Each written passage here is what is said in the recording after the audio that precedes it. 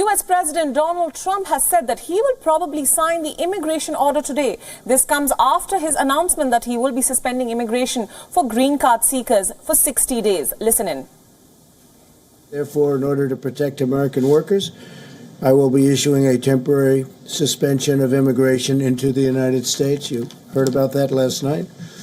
By pausing immigration, we'll help put unemployed Americans first in line for jobs as America reopens. So important. It would be wrong and unjust for Americans laid off by the virus to be replaced with new immigrant labor flown in from abroad.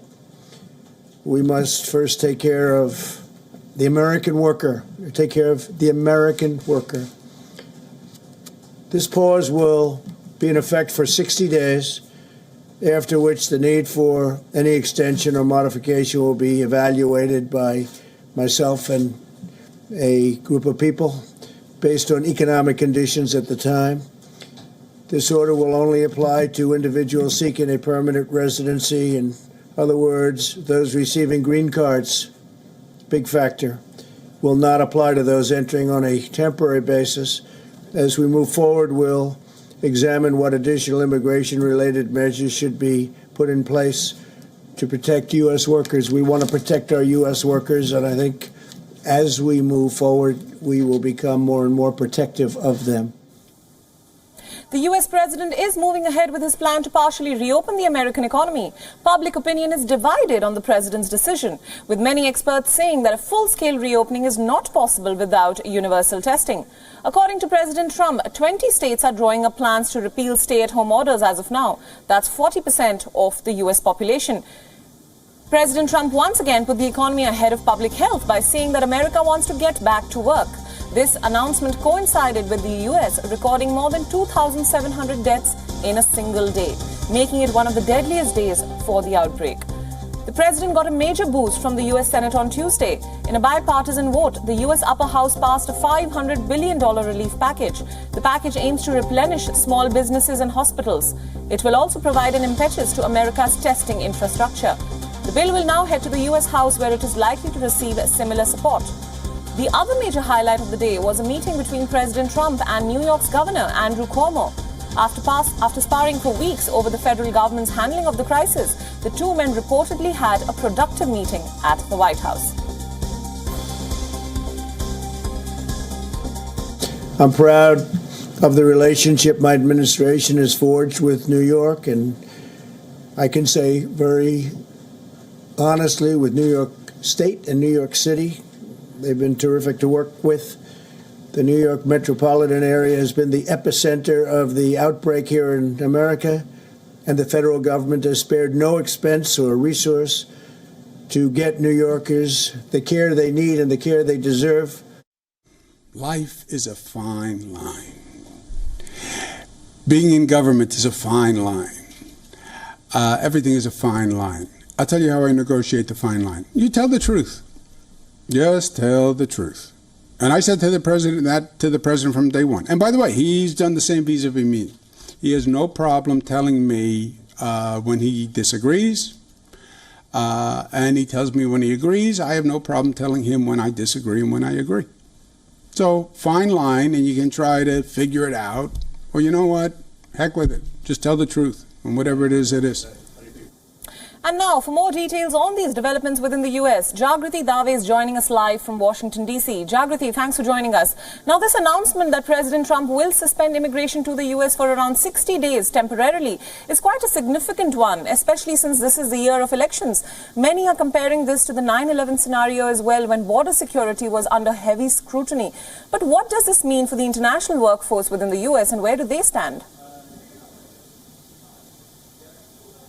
Yes, this is quite a significant move by the president. So this is effectively a move that is halting people who are trying to seek permanent residency in the United States for 60 days. So this is green card holders, people who want to apply for green cards. That will be suspended for 60 days. Those on guest visas, such as farm labourers, for example, they will remain unaffected, and that's probably because people who rely on labourers, short-term labourers, like in farms, mainly in farms, places like Florida, they were concerned that it would affect their workforce when the country starts to reopen. So there's clearly exemptions, there's clearly caveats which which the president said at the briefing that he was going to that was going to be ironed out, and that this executive order was still being written. So once it goes through the lawyers, that's when we'll get more information about that. And he said he's likely to sign it on Wednesday. So that's when we'll hear more about which of those immigration visas will be exempt and which ones specifically will be affected by this. But in today's briefing, he said that it would be for green card holders for 60 days.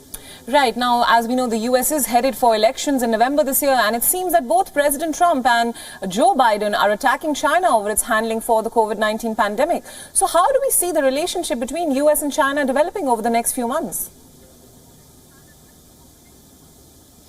Yes, it's interesting, isn't it, that there seems to be a cross-party move to be critical of China, notably, as you mentioned, in the rhetoric of the Democratic nominee for the presidency, Joe Biden. And we all know the president's language regarding China, and particularly over the last few days in those briefings. He is talking about how he is critical of China, the trade deal that that the United States has done with China. He's made several claims about how much China is paying in tariffs as a result of the deal that he's made, which obviously fact checkers looking at this have pointed to the fact that the president isn't always completely accurate when he makes these points. But really, the relationship between the US and China, it has been unpredictable even when that long-fought trade deal was being made. It took a while with a lot of back and forth, a lot of good language after meetings, but no actual deal manifesting. So that deal took a long time, and there was a lot of language rhetoric back and forth between the two. It'll be interesting to see how China reacts going forward to the president's language. But as you say, it's less to do with specifically President Trump, but there seems to be more of a bipartisan approach of being critical towards China. So the US-China relationship has been unpredictable. It's likely to continue being unpredictable going ahead. Right. Now tell us a little bit about the situation in the US. We know that the US faced its deadliest day when it came to the virus. And are restrictions lifting, and has the country hit its peak when it comes to COVID-19? So several states across the United States are considering lifting restrictions. You are seeing protests in several states from people who are protesting against these stay-at-home measures, which they believe it is time to lift. Now, this goes against health experts and lawmakers in several of those states who do believe that it is still too early to lift restrictions. Georgia is one particular example. The governor of Georgia is suggesting that certain establishments like gyms and tattoo parlors could reopen as early as Friday.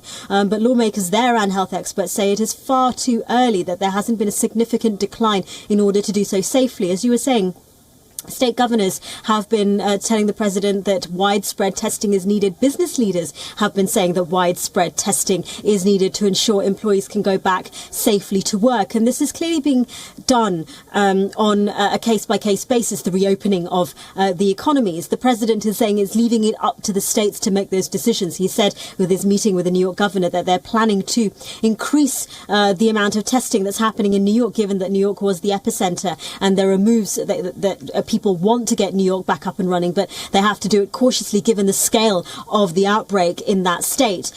So there's really a tension between public health and the economy here, and also a tension between between states doing things differently, and the fact that it's up to states rather than the central government to decide when those conditions are, those stay-at-home orders are lifted. Right, Jagriti, thank you so much for joining us, and thank you for all your inputs.